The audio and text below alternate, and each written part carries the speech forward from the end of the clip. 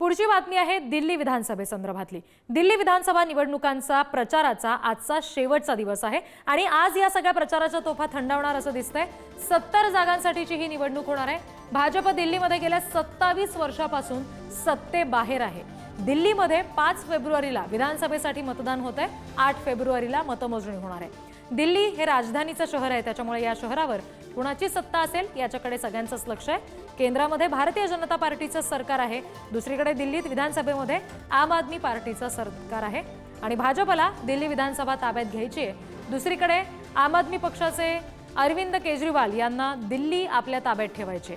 सलग 3 वेळा लोकसभा निवडणुकीत मोदींकडे पाहून दिल्लीकरांनी भाजपला मतं दिली। इतकंच नाही तर सर्वच्या सर्व म्हणजे 7ही जागा जिंकून दिल्या।